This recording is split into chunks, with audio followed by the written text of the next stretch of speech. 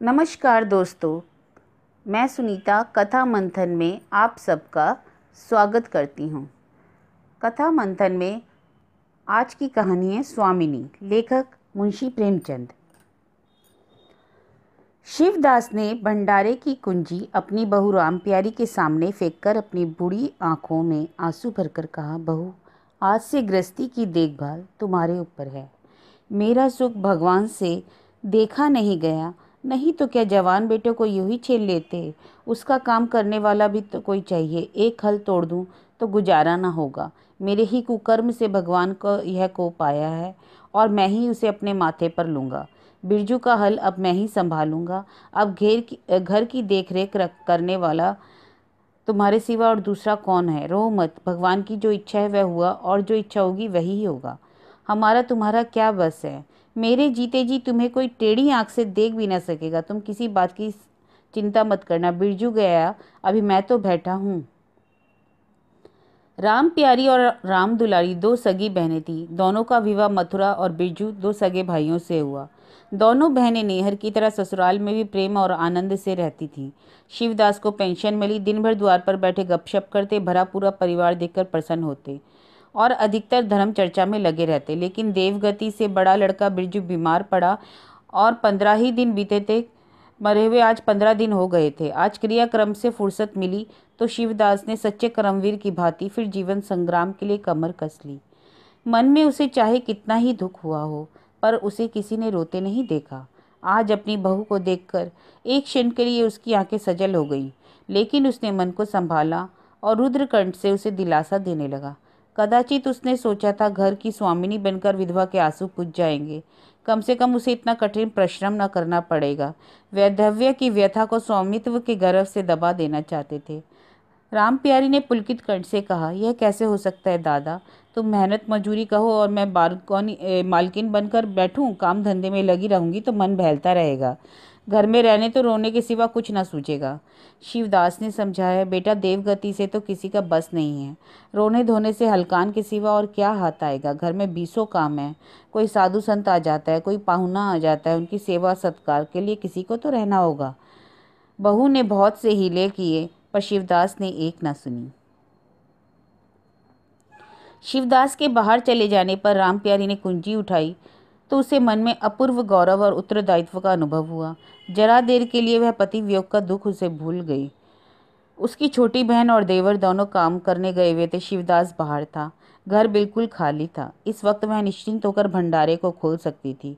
उसमें क्या क्या सामान है, क्या क्या विभूति है, ये देखने के लिए उसका मन ललायित हो उठा। इस घर में वह कभी ना आई थी। जब कभी किसी को कुछ देना हो या लेना हो तो शिवदास आकर इस कोठरी को खुला करते थे और वही बंद करके ताली अपने कमर में बांध लेते थे। राम प्यारी कभी कभी द्वार के दरवाजों से भीतर झांकती थी, पर अंधेरे में कुछ दिखाई ना देता था। सारे घर के लिए वह कोठरी कोई तिलिस्म या रहस्य था, जिसके विषय में भांति भांति की कल्पनाएं होती रहती थीं। आज राम प्यारी को यह रहस्य खोलकर देखने का अवसर मिल गया। उसने बाहर का द्वार बंद कर दिया। जैकी कोई उसे भंडारे खोलते देख ले तो क्या सोचेगा कि बेजरूरत इसने क्यों खोला। तब आकर कांपते हुए हाथों से ताला खोला। उसकी छाती धड़क रही थी कि कोई द्वार न खटखटाने लगे। अंदर पांव रखा तो उसे कुछ इसी प्रकार का, लेकिन उससे कहीं तीव्र आनंद हुआ जो उसे अपने गहने कपड़े की कुछ पिटारी खोलने में होता था।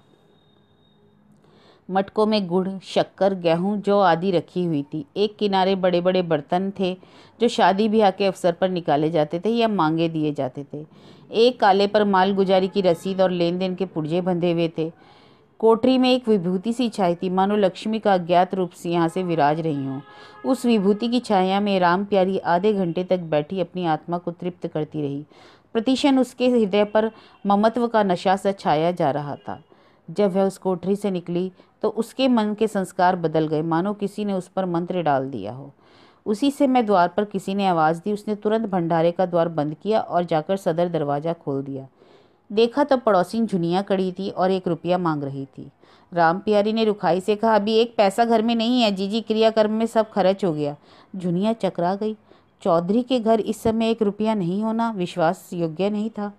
जिसके यहाँ सैकड़ों का लेन देन है वह सब कुछ क्रियाक्रम में तो खर्च नहीं कर सकता। अगर शिवदास ने यह बहाना किया होता तो उसे आश्चर्य न होता। प्यारी तो अपने सरल स्वभाव के लिए गांव में मशहूर थी। अक्सर शिवदास की आंखें बचाकर पड़ोसियों को इच्छित वस्तु दे दिया करती थी। कृष्ण शिवदास के घर में ऐसी सखराज बहू का आना गांव वाले अपने सौभाग्य समझते थे। झुनिया ने चकित होकर कहा, ऐसा ना कहो जीजी, बड़े गाड़े पड़कर आई हूँ, नहीं तो जानती हो मेरी ऐसी आदत नहीं है। 1 रुपया देना है, प्यादा बड़ा भगचक कर रहा है, रुपया दे दो तो किसी तरह विपत्ति टले। आज के 8वें दिन आकर दे जाऊंगी। गांव में कौन कर है, कहाँ से मांगूं। पर प्यारी टस से मस ना हुई। उसके जाते ही प्यारी सांझ के लिए रसोई पानी का इंतजाम करने लगी।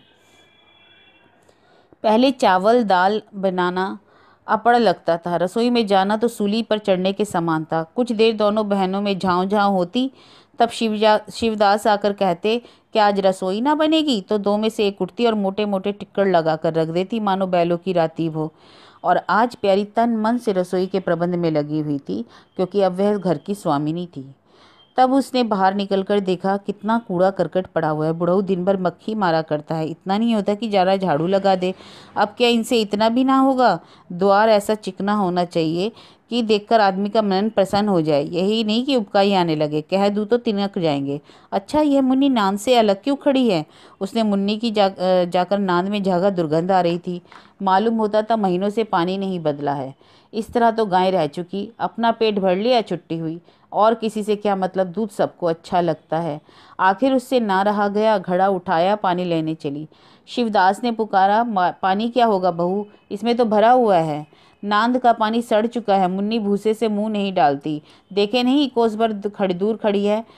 शिवदास मार्मिक भाव से मुस्कुराए और आकर बहू के हाथ से घड़ा ले लिया। इस प्रकार कई महीने बीत गए। प्यारी के अधिकार में आते ही उस घर में जैसे बसंत आ गया। किसी निपुण प्रबंधक के हस्त कौशल, सुविचार और सुरुचि के चिन्ह दिखते थे। प्यारी ने गृह यंत्र की ऐसी चाबी कस दी थी कि सभी पुर्जे ठीक ठीक चलने लगे। भोजन पहले से अच्छा मिलता, समय पर मिलता, दूध ज़्यादा होता, घी ज़्यादा होता और काम भी ज़्यादा होता। प्यारी ना खुद विश्राम करती, ना दूसरों को लेने देती। घर में कुछ ऐसी बरकत आ गई कि जो चीज़ मांगो घर से निकल जाती। आदमी से लेकर जानवर तक सभी स्वस्थ दिखाई देते। अब वह पहले किसी दशा नहीं थी कि कोई चिथड़े लपेटे घूम रहा है या किसी को गहने की धुन है। हाँ, अगर कोई रुग्ण और चिंतित मलिन वेश में है तो वह है प्यारी। फिर भी घर का सारा घर उससे जलता है, यहाँ तक कि बूढ़े शिवदास भी कभी कभी उसकी बदगोई करते हैं। किसी को पहर रात उठना अच्छा नहीं लगता। मेहनत से सभी जी चुराते हैं, फिर भी सब मानते हैं कि प्यारी ना हो तो घर का काम ना चले। और तो और दोनों बहनों में भी अब अपनापन नहीं रहा। प्रातःकाल का समय था। दुलारी ने अपने हाथों के कड़े लाकर प्यारी के सामने पटक दिए और बोली, जाकर इसे भी भंडारे घर में बंद कर दो। प्यारी ने कड़े उठा लिए और कोमल स्वर में कहा कि कह तो दिया है, हाथ में रुपए आएंगे तो बनवा दूंगी। अभी ऐसा घिस नहीं गया है, तुम्हारे हाथ में कभी रुपए ना आएंगे ना कड़े बनेंगे। जोड़ जोड़ के रखने में ही तुम्हें मजा आता है। अरे बाबा, जोड़ जोड़ कर रखती हूँ तो तेरे लिए ही ना, मेरा कौन बेटा है अपना। मैं सबसे ज़्यादा खा पहन लेती हूँ, तुम ना खाओ ना पहनो, जस्त पाती हो। ये कहने का अवसर कहाँ जाता है, तुम घर की स्वामिनी हो। दुलारी ने बोला, तुम्हारा हिसाब किताब नहीं जानती, मेरे कड़े आज बनने ही भेज दो। रुपए ना हो तो कहाँ से लाऊं, मुझे इसका कुछ मतलब नहीं है, मैं तो कड़े चाहती हूँ बस। इस तरह घर के सब आदमी अपने अपने अवसर पर प्यारी को 2-4 खरी खोटी सुना जाते थे। वह गरीब धौंस सुनकर भी हंसती रहती थी। स्वामिनी का तो यही धर्म है कि वह सबकी धौंस सुन ले और करे वही जिसमें घर का कल्याण हो। वह गृहस्थी की संचालिका है। सभी अपने अपने दुख उसी के सामने रोते थे, पर जो कुछ वह कहती वही होता था। इतना उसे प्रसन्न करने के लिए काफ़ी था। गांव भर में प्यारी की सराहना होती थी। अभी उम्र ही क्या है, लेकिन सारे घर को संभाले हुए है। चाहती तो सगाई कर लेती। इस घर के पीछे प्राण मिटाई देती है। कभी किसी से हंसती बोलती नहीं है, जैसे काया पलट हो गई हो। कई दिन बाद दुलारी के कड़े बनकर आए। प्यारी खुद सुनार के घर दौड़ दौड़ गई। संध्या हो गई। दुलारी और मथुरा हार से लौटे। प्यारी ने नए कड़े दुलारी को दिए। दुलारी निहाल हो गई, चटपट कड़े पहने और भरौटे में जाकर मथुरा को दिखाने लगी। प्यारी बरौटे के द्वार पर छिपी खड़ी यह दृश्य देखने लगी। उसकी आंखें सजल हो गई। दुलारी उसके कुल 3 ही साल तो छोटी थी, पर दोनों में कितना अंतर था। उसकी आंखें मानो उस दृश्य पर जम गई। दंपत्ति का वह सरल आनंद, उनका प्रेम आलिंगन, उनकी मुग्ध मुद्रा प्यारी की टकटकी सी बंध गई। यहाँ तक कि दीपक के धुंधले प्रकाश में वे दोनों उसकी नज़रों से गायब हो गए और अपने ही जीवन के अतीत में एक लीला आंखों के सामने बार बार नए रूप में उसके सामने आने लगी। सहसा शिवदास ने पुकारा, बड़ी बहू एक पैसा दे दो, तम्बाकू मंगवाऊं। प्यारी की समाधि टूटी, आंसू पहुंचती भंडारे से पैसा लेने चली गई। एक एक करके प्यारी के गहने उसके हाथ से निकलते जाते थे। वह चाहती थी कि मेरा घर गांव में सबसे संपन्न समझा जाए। इस महत्वाकांक्षा का मूल्य उसे ही देना पड़ता था। कभी घर की मरम्मत के लिए, कभी बैलों की नई गोई खरीदने के लिए, नातेदारों के व्यवहार के लिए, बीमार की दवा दारू के लिए। जब भी रुपए की जरूरत पड़ती तो खर्च बतौर से काम न चलता तो उसका कोई ना कोई एक गहना निकल जाता, और जो चीज़ एक बार निकल जाती लौटती ना थी। वह चाहती थी तो इनमें से कितने खर्चों को टाल जाती, पर जहाँ इज्जत की बात आती वह दिल खोल कर खर्च करती कि अगर गांव में हेटी होगी तो क्या बात है। शिवदास उसे समझाते पर वह ना मानती। दुलारी को लड़का हुआ तो प्यारी ने धूमधाम से जन्मोत्सव मनाने का प्रस्ताव किया। शिवदास ने इसका विरोध किया। क्या फायदा, जब भगवान की दया से सगाई ब्याह के दिन आएंगे तो धूमधाम कर लेना। प्यारी कहाँ मानने वाली थी। बोली, कैसी बात करते हो दादा, पहलौठी लड़के का उत्सव भी ना करेंगे। मेरा तो मन नहीं मानता, फिर दुनिया कहेगी नाम बड़े और दर्शन छोटे। मैं तुमसे तो कुछ नहीं मांगती, सारा सरंजाम कर लूंगी, गहनों के मत्थे जाएगी और क्या। शिवदास ने चिंतित होकर कहा, इस तरह एक दिन धागा भी ना बचेगा बेटा। कितना समझाया, भाई भौजाई किसी के नहीं होते। प्यारी ने ऐसा मुंह बनाया मानो वह बूढ़े की बात बहुत सुन चुकी और बोली, जो अपने हैं वे भी ना पूछे तो वे अपने ही रहते हैं। मेरा धर्म मेरे साथ है, उनका धर्म उनके साथ है। इस प्रकार धूमधाम से जन्मोत्सव मनाया गया। बरही के दिन सारी बिरादरी का भोज हुआ। लोग खा पी कर चले गए तो प्यारी दिन भर की थकी मांदी आंगन में एक टाट का टुकड़ा बिछाकर कमर सीधी करने लगी। आंखें झपक गईं। मथुरा उसी वक्त घर में आया। नवजात पुत्र को देखने के लिए उसका चित्त व्याकुल हो उठा। दुलारी सौर घर से निकल चुकी थी। गर्भावस्था में उसकी देह क्षीण हो गई, मुंह भी उतर गया था, पर आज स्वस्थता की लालिमा मुख पर छाई हुई थी। मातृत्व के गर्व और आनंद ने अंगों में सजीवनी सी भर रखी थी। सौर के संयम और पौष्टिक भोजन ने देह को चिकना कर दिया था।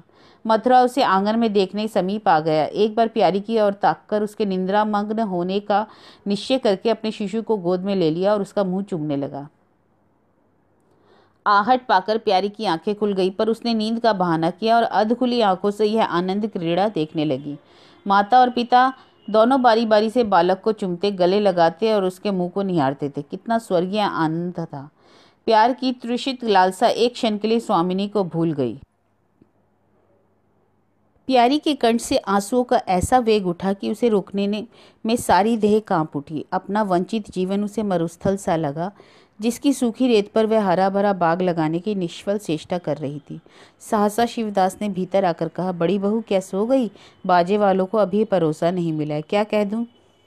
कुछ दिन बाद शिवदास भी मर गया। उधर दुलारी के 2 बच्चे हुए। वह भी अधिकतर बच्चों के लालन पालन में व्यस्त रहने लगी। खेती का काम मजदूरों पर आ पड़ा। मथुरा मजदूर तो अच्छा था, पर संचालक अच्छा ना था। उसे कभी भी स्वतंत्र रूप से काम करने का अवसर ना मिला। पहले भाई और फिर बाप की निगरानी में उसने खेती की थी। खेती का तार भी ना जानता था। वही मजदूर उसके यहाँ टिकते थे जो मेहनत नहीं खुशामद ज़्यादा करते थे। इसलिए प्यारी को अब 2-3 बार हार भी का भी चक्कर लगाना पड़ता था। कहने को तो वह मालकिन थी, पर वास्तव में घर भर की सेविका थी। मजदूर भी उससे त्योरियां बदलते, जमींदार का प्यादा भी उसी पर धौंस जमाता, और भोजन में किफ़ायत भी उसे ही करनी पड़ती थी। लड़कों को तो जितनी बार मांगे उतनी बार कुछ ना कुछ चाहिए। दुलारी तो लड़कोरी थी, उसे भी भरपूर भोजन चाहिए। और मथुरा घर का सरदार था, उसे इस अधिकार को कौन छीन सकता है। और मजदूर भरा क्यों रियायत करते। और सारी कसर बेचारी प्यारी पर निकलती। वह एक फालतू चीज़ थी। आधा पेट खाए तो किसी को हानि न हो।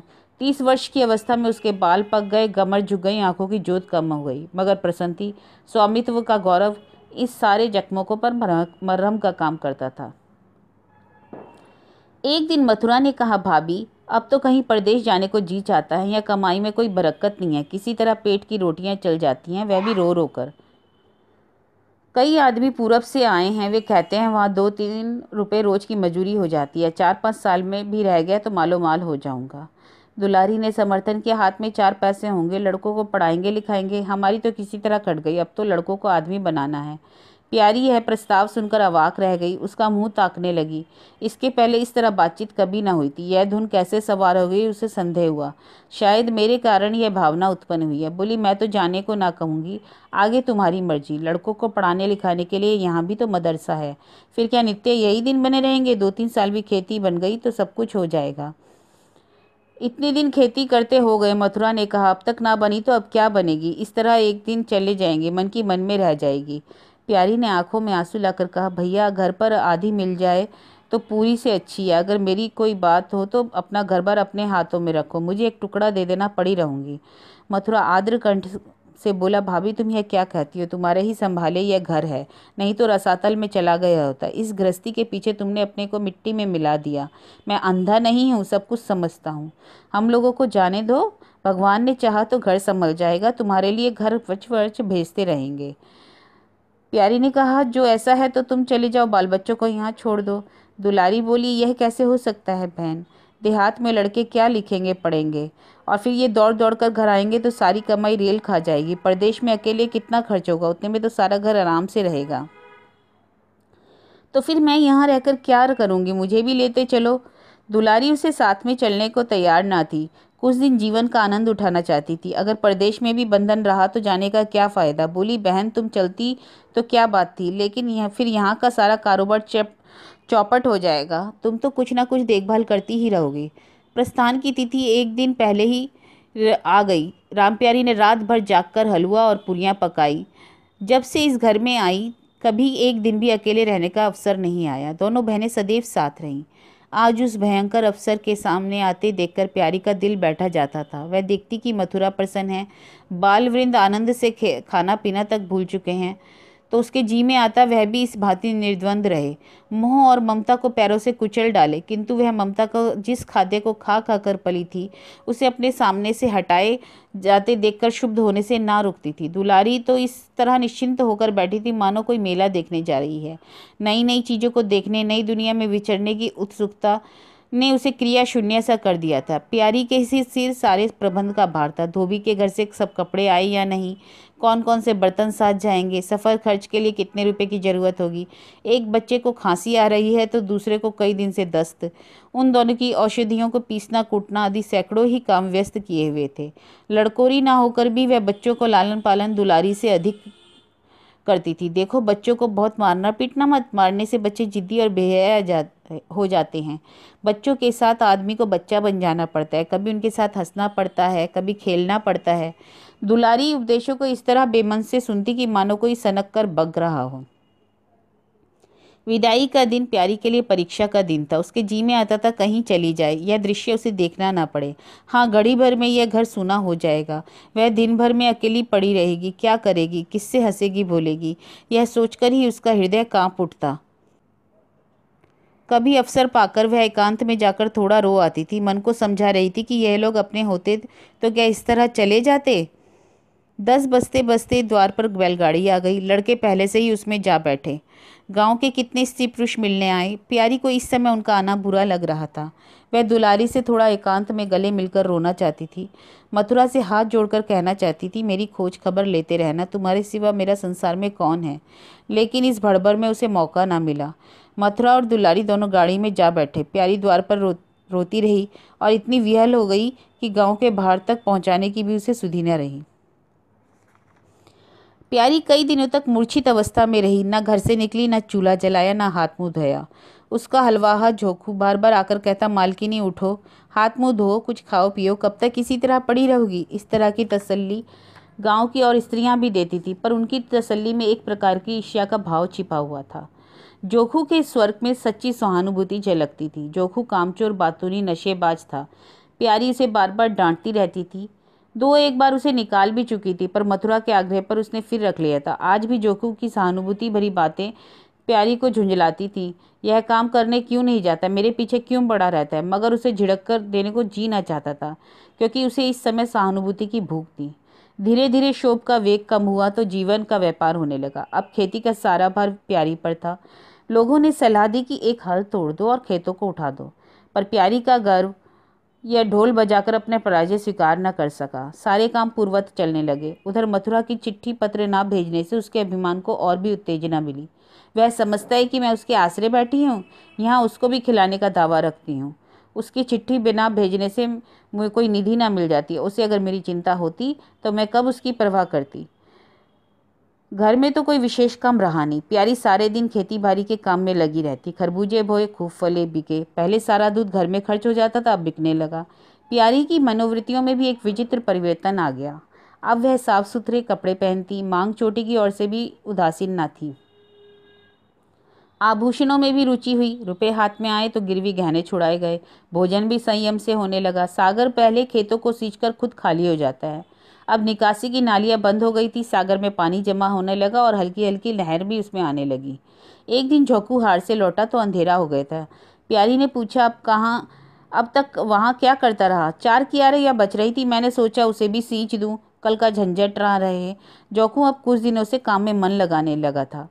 जब तक मालिक उसके सर पर सवार थे तो हील हवाले करता था, अब सब कुछ उसके हाथ में आ गया था। प्यारी सारे दिन हार में थोड़ी रह सकती है, इसलिए अब उसकी जिम्मेदारी आ गई थी।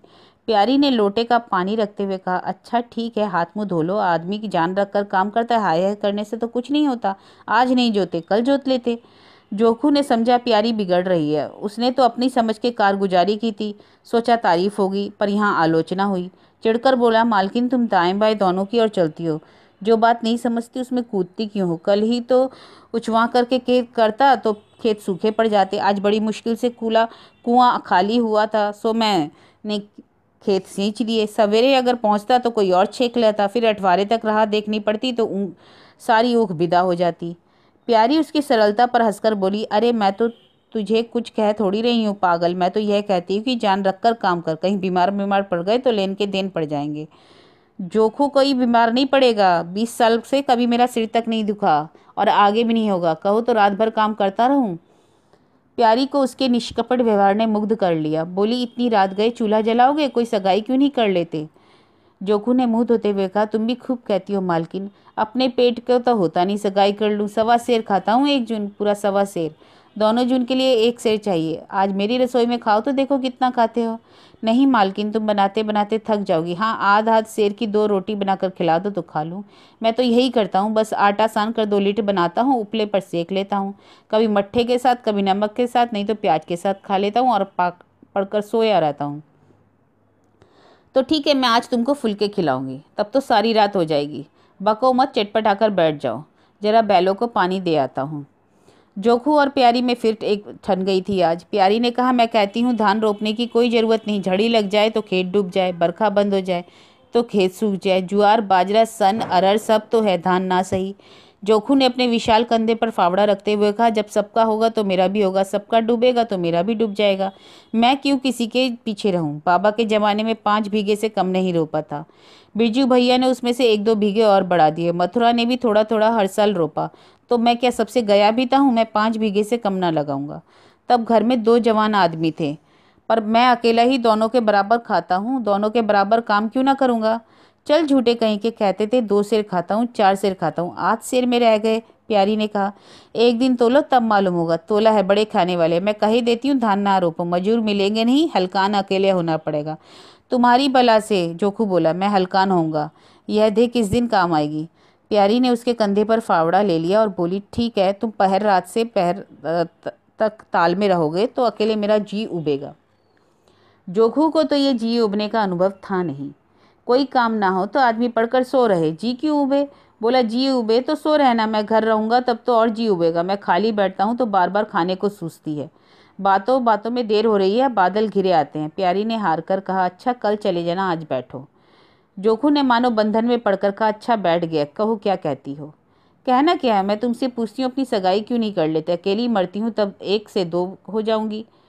जोखू शर्माता हुआ बोला, तुमने फिर वही बेबात छेड़ दी मालकिन, किससे सगाई कर लूं? ऐसी मेहरिया कहाँ से लाऊं जो गहनों के लिए मेरी जान ना खाए? यह तो तुमने बड़ी कड़ी शर्त लगाई, ऐसी औरत कहाँ मिलेगी जो गहने ना चाहे? यह मैं थोड़ी कहता हूँ कि वह गहने ना चाहे, मेरी जान ना खाए। तुमने तो कभी अपने गहनों के लिए हट ना किया, बल्कि अपने सारे गहने दूसरों के ऊपर लगा दिए। प्यारी के कपोलों पर हल्का सा रंग आया। बोली, अच्छा और क्या चाहते हो? मैं कहने लगूंगा तो बिगड़ जाओगी। लज्जा से प्यारी की आंखें झुक गई। बिगड़ने की बात कहोगे तो जरूर बिगड़ूंगी। तो मैं ना कहूँगा? कहोगे कैसे नहीं, मैं कहला के छोड़ूंगी। मैं चाहता हूँ कि वह मेरी मेहरिया तुम्हारी तरह हो, ऐसी ही गंभीर, ऐसी ही बातचीत में चतुर और ऐसे ही अच्छा खाना पकाती हो और ऐसी ही किफ़ायती हो, ऐसी ही हंसमुख हो। बस ऐसी ही औरत मिलेगी तभी करूँगा, नहीं तो इसी तरह पड़ा रहूँगा। प्यारी का मुख लज्जा से आरक्त हो गया। उसने पीछे हटकर कहा, तुम बड़े नटखट हो। हंसी हंसी में सब कुछ कह गए।